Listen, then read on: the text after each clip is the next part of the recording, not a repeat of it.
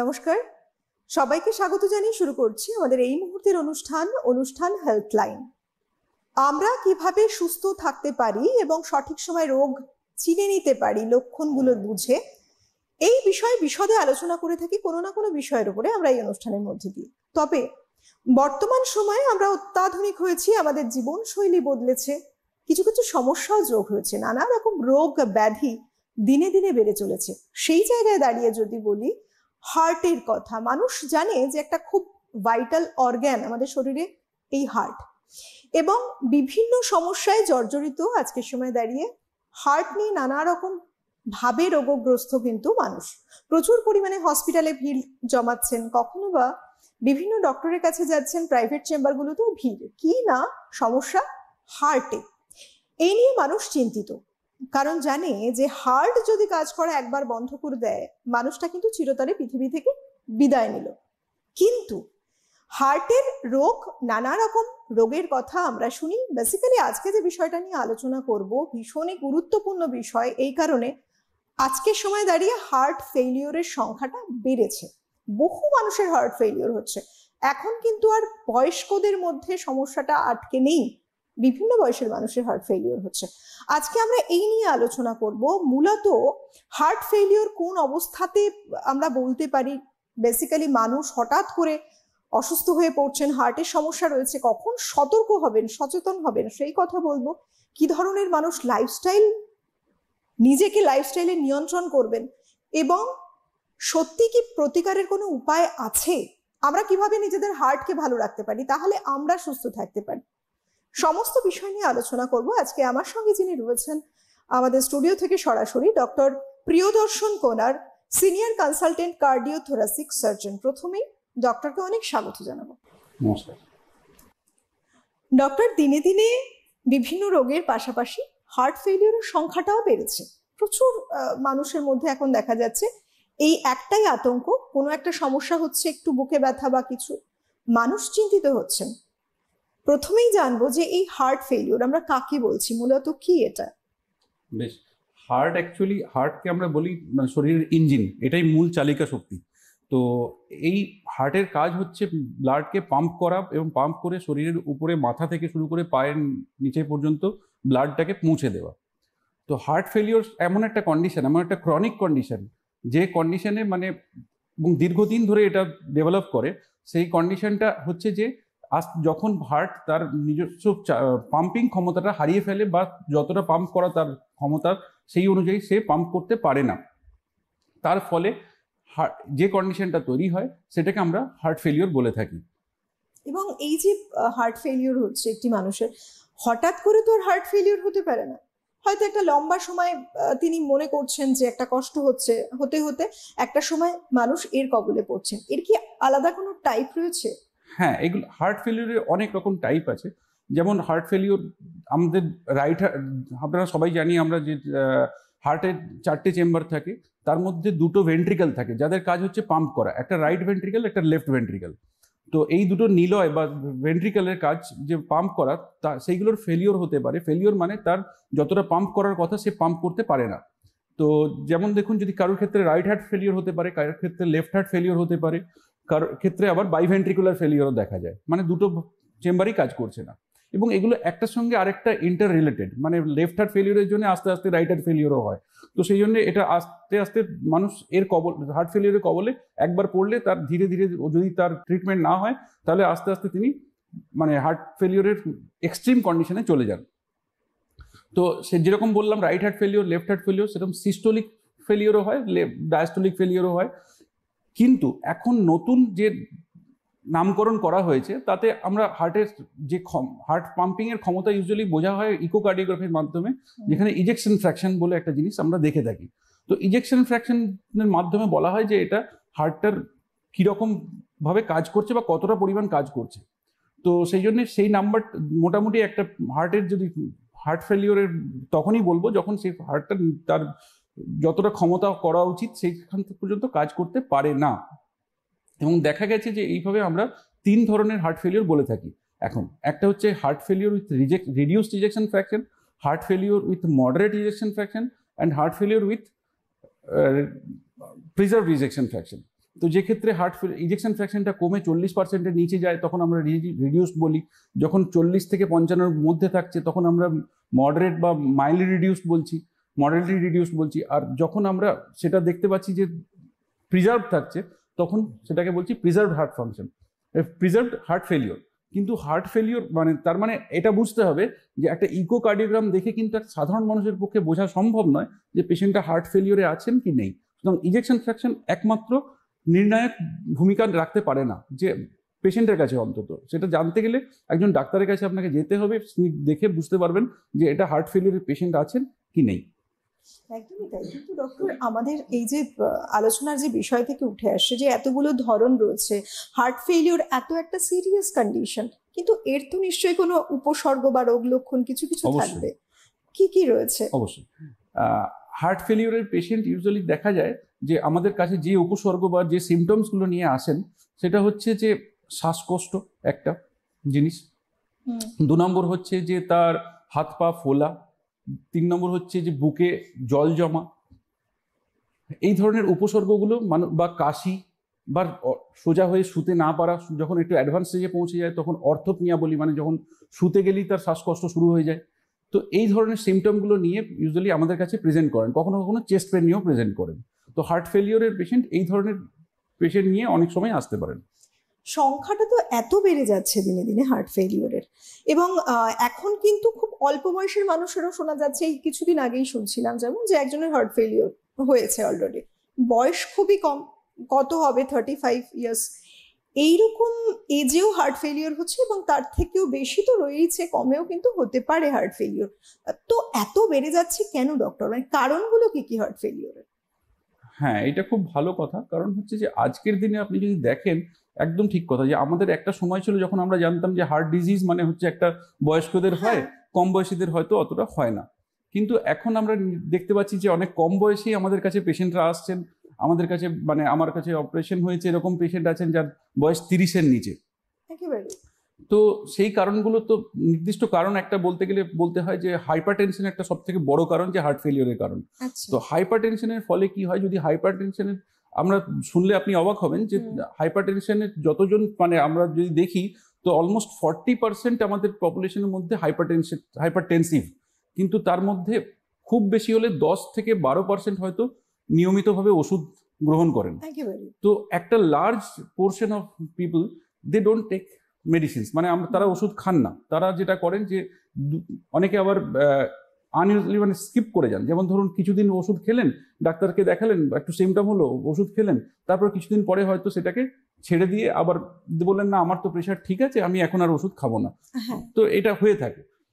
ক্ষতিটা কোথায় হয়? ক্ষতিটা হয় যে হার্টকে যখনই এগেনস্ট হাই ব্লাড প্রেশার, মানে যত বেশি উচ্চ রক্তচাপ থাকবে তার এগেনস্টে যখন হার্টকে পাম্প করতে হয়, যখন আস্তে আস্তে ব্লাড ভেসেলগুলো স্টিফ হয়ে যায়, যখন হার্টকে জোরে পাম্প করতে হয়, স্বাভাবিকভাবে আপনি দেখেছেন যে আমরা যখন জিমে গিয়ে যেমন কসরত করলে যেমন হাতের যে পেশিগুলো যেমন ফুলে যায়, সেরকম হার্টের মাসেলগুলো বা পেশিগুলো কিন্তু ফুলতে শুরু করে।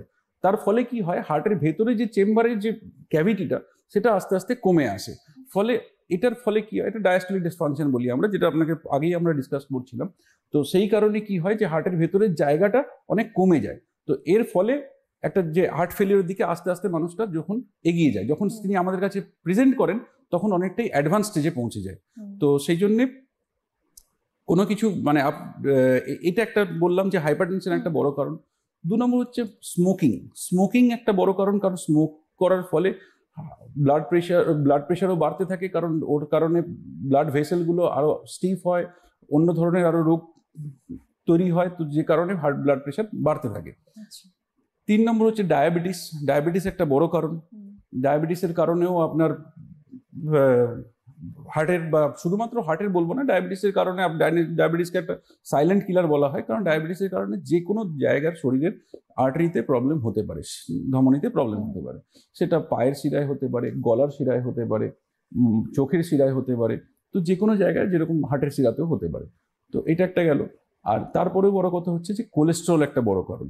তো খাদ্যাভ্যাস যদি আমরা দেখি যে কম বয়সীদের মধ্যে আজকাল জাঙ্ক ফুড খাওয়ার অনেক অনেক প্রবণতা বেড়ে গেছে। হ্যাঁ। তো এই জাঙ্ক ফুড একটা বড় কারণ যে আপনার হার্ট ডিজিজ কজ করে। হুম। কারণ জাঙ্ক ফুডে এমন কিছু জিনিস থাকে যেগুলো আপনার কোলেস্টেরলের মাত্রাটাকে বাড়িয়ে দেয়। আচ্ছা। তো বাড়িয়ে দেওয়ার ফলে আস্তে আস্তে সেগুলো ডিপোজিশন হতে শুরু করে শরীরে, যেরকম বললাম বিভিন্ন আর্টারিতে হতে পারে, মানে শুধুমাত্র হার্ট না, যে কোনো জায়গায় হতে পারে। তো যদি সেরকম হয় তখন আস্তে আস্তে সেই হার্টটাও ফেলিওরের দিকে যেতে পারে। এই সূত্র ধরেই ডক্টর জানতে চাইবো, এই যে যেহেতু ফাস্ট ফুড মানুষ খাবেন না এবং আজকের সময় দাঁড়িয়ে ফাস্ট লাইফ, মানুষ রেডিমেড ফুডের দিকে বেশি ঝুঁকছেন। এক তো টেস্টের জন্য, একটা সময়ের অভাব, বাড়িতে কি করে রান্না বান্না করে একটা সময় দেবেন। তো অনেকেই হয়তো বোঝেন বিষয়টা যে বাড়িতে যদি তৈরি করে খাবারটা আনতেন হেলদি, তারপরও তারা কিন্তু সেটাকে মেনটেন করতে পারছেন না, বাইরের খাবার খাচ্ছেন। অ্যাকচুয়ালি কি কি খাবার খাওয়া উচিত আর কি একেবারেই অ্যাভয়েড করা উচিত? এবং জাঙ্ক ফুড খাবেন না মানে কি একেবারেই কি অ্যাভয়েড করবেন লাইফ থেকে? দেখুন, যদি বলেন যে কোলেস্ট্রলকে নিয়ে অত ভয় খাওয়ার কিছু নেই। কোলেস্ট্রল তো শরীরে সবাইকারই দরকার, আমাদের প্রত্যেকেরই শরীরের সেলগুলোকে ধরে রাখার জন্য, সেল মেমব্রেনটাকে বানিয়ে রাখার জন্য কোলেস্ট্রল দরকার। ঠিক আছে, সেটা ঠিক আছে, কিন্তু সে তাহলে কেন মানা করছি যে ওতে অতিরিক্ত কোলেস্ট্রল বাড়তে পারে? তার কারণ হচ্ছে এই ধরনের খাবারগুলোতে স্যাচুরেটেড ফ্যাটি অ্যাসিডের পরিমাণ অনেক বেশি থাকে। যেমন ধরুন এই বাজারে তেলে ভাজা যেগুলো পাওয়া যায়, বা ধরুন এই যে চিজি মেটেরিয়াল যেগুলো পাওয়া যায়, যে চিজ দিয়ে যে জিনিসগুলো পাওয়া যায়, সেইগুলোতে অনেক বেশি পরিমাণে কোলেস্ট্রল, মানে এমন জিনিস পদার্থ থাকে যেটার কারণে কোলেস্ট্রলের মাত্রা বেড়ে যেতে পারে। সেই ধরনের খাবারগুলোকে, রেড মিট আমরা বারণ করি অবশ্যই। যে কোনো ধরনের জাঙ্ক ফুড, আমি বললাম জাঙ্ক ফুড বা তেলে ভাজা জিনিস, এইগুলোকে আমরা মানা করি। খাবেন কোনগুলো? খাবারের মধ্যে আমরা বলি যে একটু ফাইব্রাস ফুড খেতে বলি। ফাইব্রাস ফুডের মধ্যে যেমন ধরুন আপনি ওট হয়ে গেল, মুসলি হয়ে গেল, সিম্পল ভাত খাবেন, রুটি খাবেন, বাড়িতে বানানো রুটি খাবেন, বা আপনি সবজির মধ্যে যে কোনো সবজি খেতে পারেন, ডিপেন্ডিং অন কি আপনি যদি ডায়াবেটিক না হন তাহলে কিছু কিছু ক্ষেত্রে আপনার সেগুলো রেস্ট্রিকশন থাকবে। আদারওয়াইজ যদি ডায়াবেটিক না হন, আপনাকে বাড়ির খাবার যেগুলো সাধারণভাবে আমরা খেয়ে থাকি, সবজি বা শাকসবজি, এগুলো খুবই শরীরের পক্ষে ভালো। এর বাইরে আপনি চিকেন খেতে পারেন, ডিম খেতে পারেন, বা মাছ, যে কোনো ধরনের মাছ, অবশ্যই সামুদ্রিক মাছ আরো ভালো, কিন্তু যে কোনো ধরনের মাছই আপনি খেতে পারেন। ফ্রুটসের মধ্যে আমরা যেটা বলে থাকি যে সাইট্রাস ফ্রুট, যেমন ধরুন যে কোনো ধরনের লেবু, মানে সেটা আমি বলবো না যে সেটা কাগজি লেবু, কমলা লেবু হোক বা আপনার বাতাবি লেবু, যে কোনো লেবু মানে শরীরের পক্ষে ভালো। সুতরাং লেবু জাতীয় জিনিসটা খাওয়া ভালো। এর বাইরে আপনি খুব স্বাভাবিকভাবে আমাদের সাধারণভাবে বাজারে পাওয়া যায় পেয়ারা। পেয়ারা হচ্ছে এমন একটা জিনিস যেটা আপনার শরীরকে সুস্থ রাখতে, শরীরে কোলেস্ট্রলের মাত্রা ঠিক রাখতে, সব দিক থেকেই, বাওয়েল হ্যাবিটস ঠিক রাখতে সব দিক থেকে সাহায্য করে থাকে। তো সেই জন্য পেয়ারাও একটা খুব ভালো ফল, যেটা রেগুলার ওয়েতে খাওয়া যেতে পারে, যেটা সহজলভ্য। এর বাইরে আপনি ড্রাই ফ্রুটসের মধ্যে আমরা বলি যে একটু কিশমিশ, একটু বা ফলের মধ্যে আপনি অ্যাভোকাডো আজকাল পাওয়া যায়, যদিও একটু কস্টলি ফল আমি মানছি, কিন্তু বাকি এই ধরনের খাবারগুলো আপনি খেলে মানে শরীরকে সুস্থ রাখার জন্য ভালো। আমার মনে হয় বহু মানুষ আজ উপকৃত হবেন ডক্টর আপনার এই সাজেশন থেকে, কারণ খাবার দাবার নিয়ে নানা রকম মানুষের মধ্যে চলতে থাকে যে আমরা আদতে কোনটা খাবো কোনটা খাবো না। আচ্ছা, জাঙ্ক ফুড অ্যাভয়েড মানে পুরোটাই কি অ্যাভয়েড করব? আশা করি আজকে বিষয়টা ক্লিয়ার হয়েছে। একটা প্রশ্ন ডক্টর, এই যে খাবার কথা যেগুলো বললেন আপনি, এর মধ্যে ডিম, বেসিক্যালি একটা বড় শতাংশের মানুষ কিন্তু রয়েছে আক্রান্ত হাইপার টেনশন, যেটা ব্লাড প্রেশারটা সবসময় দেখা গেল মেজারমেন্টে হাই থাকে, তারা ট্রিটমেন্ট নিচ্ছেন। তাদের মধ্যে একটা চলে ডিম, বিশেষ করে তাদের বলতে শুনেছি আচ্ছা ডিমটা কি আদৌ খাওয়া যাবে, ডিমের কুসুমটা কি ফেলে খেতে হবে, এরকম নানা রকম প্রশ্ন। তো ডিমটা কি বলবো, মানে ডিমটা কিভাবে খেলে হেলদি, আদতে কি তারা খেতে পারেন যাদের এরকম হাইপারটেনশন রয়েছে? আমরা ইউজুয়ালি যেটা প্র্যাকটিসে যেটা বলে থাকি সেটা হচ্ছে সপ্তাহে আপনি গোটা ডিম দুটো খাবেন, আর বাকি দিনগুলো ডিমের সাদা অংশটা আপনি সারাদিনে 3-4টে পর্যন্ত খেতে পারেন।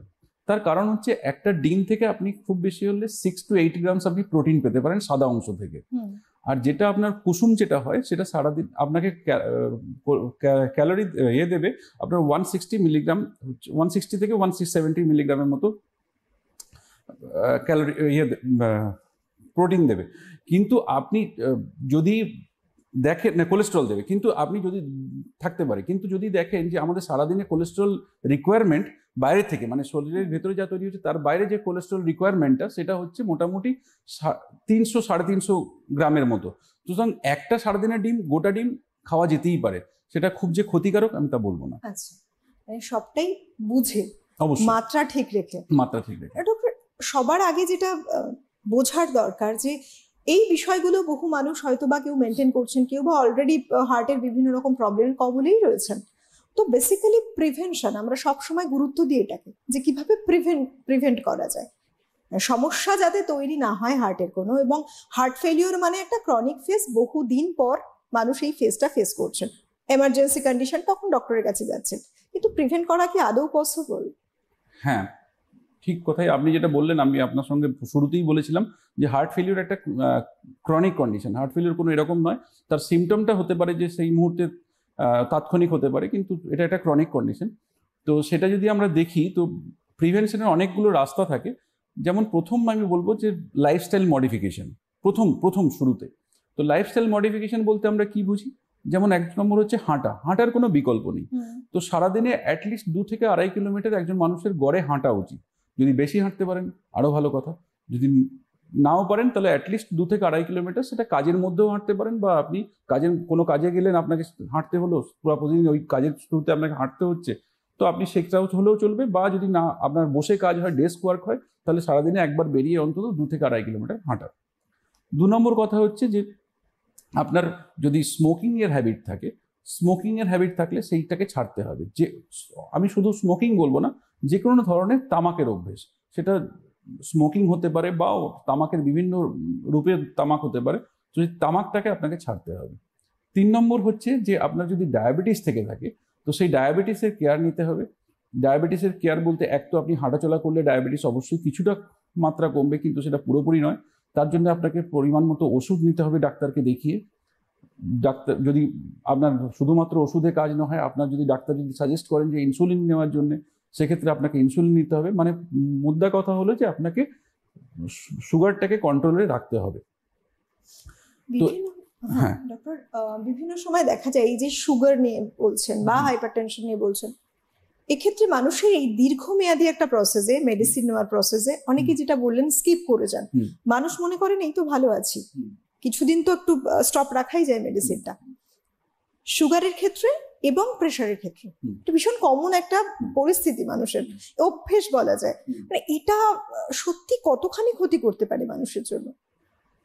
একদম সত্যি কথা। একটু আগেই আমি ডিসকাস করলাম যে প্রেশারের ক্ষেত্রে যেমন যে ওষুধ যদি ছেড়ে দেয় এবং খুব প্রবণতাটা বেশি থাকে, আমি আপনাকে সংখ্যার মাধ্যমে বললাম যে মানে আমাদের টোটাল পপুলেশনের 40% ইজ হাইপারটেনসিভ, আর তার মধ্যে থেকে 10 to 12% আমরা ওষুধ নেয়, বাকিরা কেউ ওষুধ নেনও না। সুতরাং একটা হিউজ নাম্বার অফ পেশেন্ট যারা ওষুধ খান না বা ইরেগুলার মেডিকেশন নেন। তো এইটা খুবই ক্ষতিকারক, আরো বেশি ক্ষতিকারক। এটা হলে কি হয় যে একটা ফলস ওনার মধ্যে কনফিডেন্স চলে আসে কিছুদিন পরে, যে না আমি তো ওষুধ খেয়ে একদম পুরোপুরি ঠিক হয়ে গেছি। না, এটা কখনোই হয় না। যদি একবার আপনার ওষুধ শুরু হয়েছে, তাহলে আপনাকে যদি ডোজ কমানো যেতে পারে নিশ্চিতভাবেই, তো ডোজ কমানো হলেও সেটা পরেও আপনাকে রেগুলার চেক আপে থাকতে হবে, যাতে কোনো সময় প্রেশার বাড়ছে বা সুগার বাড়ছে কিনা, যেটার কারণে আপনাকে ওষুধের মাত্রা নির্দিষ্ট পরিমাণে দেওয়ার দরকার আছে, সেই ওষুধ পরিমাণে আপনাকে নিতে হবে। হার্ট ফেলিওরের এখন নিত্য নতুন ট্রিটমেন্ট এসছে। এখন হার্ট ফেলিওরের এমন ট্রিটমেন্ট এসছে যে মানুষের, যেটা বলছিলাম যে ইজেকশন ফ্র্যাকশন নিয়ে কথা বলেছিলাম, তো ইজেকশন ফ্র্যাকশন দেখা যাচ্ছে যে আস্তে আস্তে হার্ট ফেলিওর থেকে মানুষ অনেকটাই ভালো হতে পারছেন। ইজেকশন ফ্র্যাকশনও বাড়ছে, কারণ আমরা নিজেদের প্র্যাকটিসেও দেখেছি যে হার্ট ট্রান্সপ্ল্যান্টের জন্য যেরকম কোনো পেশেন্টকে একজনকে আমরা রেখেছি, তো আপনারা জানেন যে হার্ট ট্রান্সপ্ল্যান্টের জন্য যে হার্টের দরকার হয়, সেই ট্রান্সপ্ল্যান্টের হার্ট সবসময় সহজলভ্য হয় না, বা পেশেন্টকে ওয়েটিং লিস্টটা অনেক লম্বা থাকে। তো কোনো সময় 6 মাস, কোনো সময় 1 বছর, 1.5 বছর পর্যন্ত পেশেন্টকে ওয়েট করতে হয় যে হার্ট পাওয়ার জন্য। তো এরকমই হয়েছে আমাদের ক্লিনিকেই হয়েছে, যে আমাদের পেশেন্টকে আমরা হার্ট ক্লিনিকে যেরকম ট্রান্সপ্ল্যান্টের একটা পুরো রেজিস্টার থাকে, যেখানে যাদেরকে ট্রান্সপ্ল্যান্ট লাগে তাদেরকে ওষুধ দিয়ে রেখে দিতে হয়। নতুন যে হার্ট ফেলিওর যে ট্রিটমেন্ট এসছে, দেখা যাচ্ছে 6 মাস কি 1 বছর পরে যখন সেই পেশেন্টকে ডাকা হলো হার্ট পাওয়ার পরে, তখন যখন ডাকা হয় 3-4 জনকে ডাকা হয় একটা হার্টের জন্য, তখন দেখা হয় যে তাদের মধ্যে কারোর কিছু ইমপ্রুভমেন্ট হয়েছে কিনা, বা সব থেকে ওয়ার্সেনিং হার্ট কন্ডিশন কার আছে। তো সেই কারণে তাকে আমরা বেছে নিই যে অপারেশনের জন্য বা হার্ট ট্রান্সপ্ল্যান্টের জন্য। কিন্তু দেখা গেছে যে যারা ওষুধ পাচ্ছেন তাদের মধ্যে অনেকেই কিন্তু ইমপ্রুভ করে যাচ্ছেন। আমরা এটা দেখি যে হাঁটানো হয় বা অন্য টেস্ট করানো হয়, একটা 6 মিনিট ওয়াক টেস্ট বলা হয়, সেটাতে আমরা দেখেছি যে ইমপ্রুভ করেছে। ইকো করেছি, তো তাতে দেখেছি হার্ট ফাংশন অনেক আগের থেকে বেড়ে গেছে, মানে একটা অ্যাকসেপ্টেবল রেঞ্জের মধ্যে চলে এসেছে, এবং তার দেখেছি যে হার্ট ট্রান্সপ্লান্টের আর লাগবে না। তো এরকম কন্ডিশনও পাওয়া গেছে। তো হার্ট ফেলিওরের ম্যানেজমেন্ট আপনি যেটা জিজ্ঞাসা করলেন, যে হার্ট ফেলিওরের ম্যানেজমেন্ট যেমন একদিকে লাইফস্টাইল মডিফিকেশন আছে, 2 নম্বর মেডিকেশন আছে, 3 নম্বর হচ্ছে কিছু টেস্ট করতে হয়। তো সেগুলো করে আমরা যদি ভালো থাকা সম্ভব এবং আরো লাইফ স্প্যানটা অনেক বাড়ানোও সম্ভব। এই যে টেস্ট বেসিক্যালি এই ডায়াগনোসিসের উপরে দাঁড়িয়ে থাকে যে মানুষের ট্রিটমেন্টটা কিভাবে এগিয়ে চলবে। তো ডক্টর সাধারণত কি কি টেস্টের মধ্যে দিয়ে আপনারা গেলে আপনারা বুঝতে পারেন যে হ্যাঁ এই কন্ডিশনটা এইরকম, এটা বেশি ওর্স্ট কন্ডিশন বা এটা একটু বেটার কন্ডিশন? কি কি টেস্ট হয় সাধারণত? দেখুন, সব থেকে বেসিক টেস্ট হচ্ছে একটা ইসিজি করানো। কিন্তু ইসিজি আমাদের একটা সবসময় যে সম্যক ধারণা দেয় তা নয়, কিন্তু একটা সাধারণভাবে একটা মোটামুটি বুঝিয়ে দেয় যে হার্টে বেসিক কিছু প্রবলেম আছে কি নেই, কিন্তু সেটা একদম ফাইনাল হতে পারে না। কারোর যদি হার্টের ব্লকেজ থাকে সেটা দেখায়, ইলেকট্রিক্যাল ব্লকেজ থাকলে দেখায়, যেমন সেরকম যদি করোনারি আর্টারিতে ব্লকেজ থাকে সেটাও যদি, এবং রিসেন্ট যদি অ্যাটাক হয়ে থাকে বা পুরোনো অ্যাটাক হয়ে থাকে, সেগুলোকে আমাদেরকে বুঝতে পারি ইসিজি থেকে। 2 নম্বর কথা হচ্ছে যে যদি কারোর, যেটা বললাম হাইপারটেনশন যদি দীর্ঘদিন ধরে থাকে এবং হার্টের পেশি যেমন মোটা হয়ে যায় কথা বললাম, তো সেটাও কিন্তু ইসিজি থেকে নির্ণয় করা সম্ভব। তো ইসিজি থেকে দেখে আমরা, তো একটা বেসিক ইনভেস্টিগেশন হলো ইসিজি। নেক্সট হচ্ছে ইকোকার্ডিওগ্রাম, এমন একটা পদ্ধতি যেটার মাধ্যমে হার্টটাকে আমরা পুরোপুরি দেখতে পাচ্ছি, যে তার চেম্বারগুলোকে মাপতে পারছি, যে তার চেম্বারের ভেতরের কতটা সাইজ, চেম্বারের বাইরে কতটা সাইজ, হার্টের ভালভের কোনো প্রবলেম আছে কিনা, বা আর কোনো আদার প্রবলেমসের জন্য এই প্রবলেমটা হচ্ছে কিনা সেটা আমরা পুরোপুরি, বা হার্টের ভেতরে কোনো ফুটো আছে কিনা, হয়তো সময় জন্মগত কোনো ফুটো থাকতে পারে যেটা পরবর্তীকালে অনেক দিন পর্যন্ত ডায়াগনোজ হয় না, আস্তে আস্তে সেটার কারণেও হার্ট ফেলিওর হতে পারে। তো সেইগুলো সময় লাগে, কিন্তু আস্তে আস্তে বুঝতে পারি আমরা ইকোর মাধ্যমে। তো ইসিজি হলো, ইকো হলো। 3 নম্বর জিনিস হচ্ছে যে একটা বুকের একটা এক্সরে, চেস্ট এক্সরে, খুব সিম্পল এক্সরে এক্সামিনেশন, মানে কিন্তু এই টেস্টটা মানে খুব বেশি খরচাও নয়, কিন্তু আমাদেরকে একটা ধারণা দিয়ে যায় যে এটা হার্টটা কতটা বড়, কোন চেম্বারটা বড় বা কোন জায়গাটা বড় মানে অ্যাবনর্মাল আছে, সেটা থেকে আমরা মোটামুটি একটা ধারণা করতে পারি, বা অনেক সময় বুকে জল জমছে কিনা সেগুলো আমরা ধারণা করতে পারি। তো চেস্ট এক্সরে আমাদের একটা খুব নির্ণায়ক ভূমিকা নিতে পারে হার্ট ফেলিওর ট্রিটমেন্টের জন্য। আচ্ছা, এর বাইরে এইগুলো দেখার পরে ডাক্তারবাবু যদি মনে করেন যে আপনার কোনো ফার্দার টেস্ট দরকার আছে কিনা, তো যদি কারো ভ্যালভুলার ডিজিজ থাকে তাহলে তো আমরা ওইখান থেকে নির্ণয় করতে পারছি। যদি আমরা মনে করেন যে ডাক্তারবাবু তাহলে একটা সিটি অ্যাঞ্জিওগ্রাম অথবা কনভেনশনাল অ্যাঞ্জিওগ্রামের কথা বলতে পারেন, কারণ কনভেনশনাল অ্যাঞ্জিওগ্রামের মাধ্যমে আমরা যেটা দেখতে পাবো সেটা হচ্ছে যে হার্টের শিরাতে কোনো বা হার্টের ধমনীতে কোনো ব্লকেজ আছে কিনা। যদি কোনো সেরকম ব্লকেজ থেকে থাকে তাহলে তার আবার ট্রিটমেন্ট হতে পারে। আচ্ছা। এই যে এখন বর্তমানে সমস্যাগুলো যেমন বেড়েছে, অত্যাধুনিক চিকিৎসা পদ্ধতিও কিন্তু অ্যাপ্লাই হচ্ছে, নতুন নতুন চিকিৎসা পদ্ধতি আসছে এবং মানুষের এটা অনেক হেল্পফুল, মানুষের জন্য খুব সহজে দেখা যাচ্ছে স্বাভাবিক লাইফে ফিরে যাচ্ছে। ডক্টর, এরকম কি অত্যাধুনিক চিকিৎসা পদ্ধতি এই মুহূর্তে রয়েছে যাদের হার্ট ফেলিওর হয়ে যাচ্ছে তাদের জন্য? হ্যাঁ, হার্ট ফেলিওরের, দেখুন হার্ট ফেলিওরের জন্য আগে একটাই বলা হতো যে হার্ট ফেলিওরের ট্রিটমেন্ট হচ্ছে হার্ট ট্রান্সপ্লান্টেশন, কিন্তু এখন যেটা আপনাকে বললাম যে মেডিকেশন একটা বড় ভূমিকা নেয় এখন। তো হার্ট ফেলিওরের ট্রিটমেন্টে মেডিকেশন যেমন একটা ট্রিটমেন্ট আছে, রুট কজটা আমাদের খুঁজে বের করতে হয়। রুট কজ বলতে যেমন যে তার করোনারি আর্টারি ডিজিজ আছে কিনা বা তার ভালভুলার ডিজিজ আছে কিনা, তখনই আসে ট্রিটমেন্ট পদ্ধতির কথা। তো ট্রিটমেন্ট পদ্ধতি বলতে সার্জিক্যাল ট্রিটমেন্টটা তখন চলে আসে, বা একটা যদি কারোর শিরাতে যদি এক জায়গায় বা 2 জায়গায় ব্লকেজ থাকে তখন সেটা রিং বসানো বা ওই অ্যাঞ্জিওপ্লাস্টির মাধ্যমে ওটা খুলে দেওয়া সম্ভব। কিন্তু যখন সেটা সম্ভব হয় না তখন আমাদেরকে যেতে হয় বাইপাস সার্জারি বা করোনারি আর্টারি বাইপাসে সিএবিজির মাধ্যমে।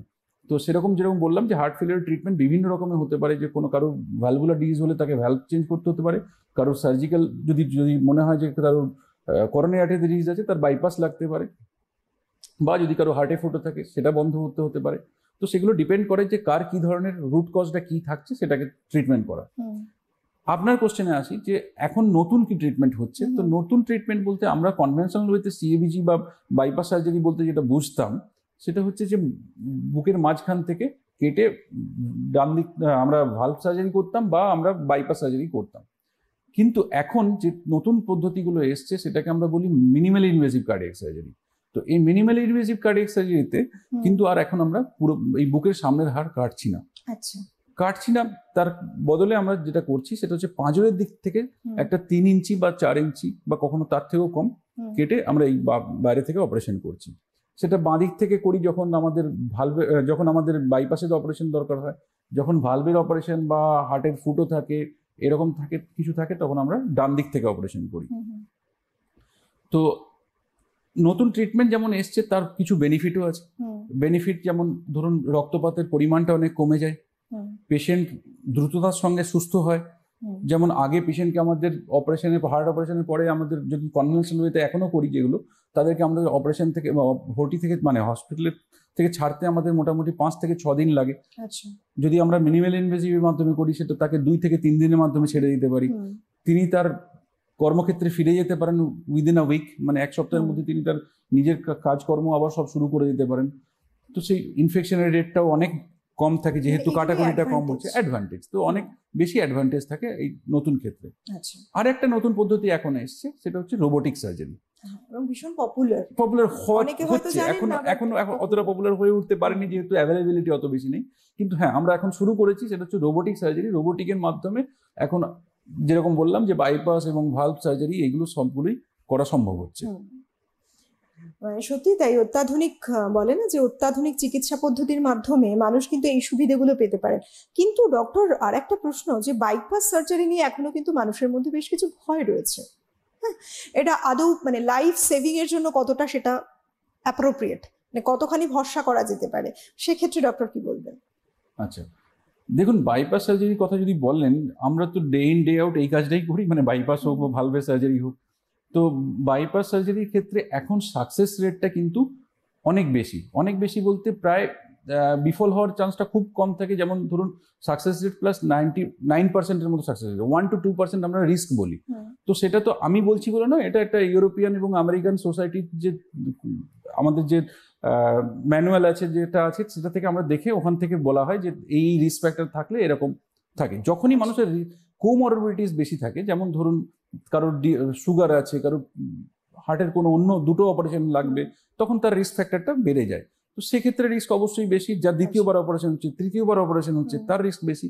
প্রথমবার যদি হার্ট ফাংশন ভালো থাকে, ইজেকশন ফ্র্যাকশন ভালো থাকে, তাদের ক্ষেত্রে রিস্কের পরিমাণটা খুব কম থাকে এবং তিনি আবার নতুন জীবন ফিরে পান এবং নতুনভাবে নিজের কাজের জায়গায় নিজের উদ্যমে কাজ শুরু করতে পারেন। একেবারে মানে যতই সমস্যা থাক, যা কিছু সমস্যা থাক, মানুষ যারা ভয় পেয়ে চুপচাপ বসে থাকেন তারা আলটিমেটলি রিস্কটাকে অনেক বাড়িয়ে দেন। এমনটা নয়, আজকের সময় দাঁড়িয়ে ডক্টররা রয়েছেন এবং রয়েছে বিভিন্ন উন্নত চিকিৎসা ব্যবস্থা। তাই সময় যেরকম এগিয়ে চলেছে, আপনারাও এগিয়ে আসুন। যদি সমস্যা হয় সঠিক সময় ডক্টরের কাছে পরামর্শ নিন। যে ট্রিটমেন্ট ডক্টর সাজেস্ট করবেন সেই ট্রিটমেন্টের আন্ডারে থেকে আপনি ভালো থাকতে পারেন। যে কোনো অসুস্থ হচ্ছেন আপনি, যে কোনো পরিস্থিতি হতে পারে। আমরা হয়তো হার্ট ফেলিওর নিয়ে কথা বললাম, কিন্তু অন্যান্য বিষয়ও তো থাকে। সমস্যা মানে অবশ্যই কনসালটেশনের প্রয়োজন আছে। একজন বিশেষজ্ঞ চিকিৎসকের কাছে আপনাকে পৌঁছে যেতেই হবে। আমাদের মোটো এটাই যাতে থাকে আমরা সুস্থ থাকবো, ভালো থাকবো। আজকের মতো সময়টা একেবারেই হাতে নেই। অনেক ধন্যবাদ জানাবো ডক্টর আপনাকে, ধন্যবাদ জানাবো আপনাদের সবাইকে। প্রত্যেকেই সুস্থ থাকুন, ভালো থাকুন। নমস্কার।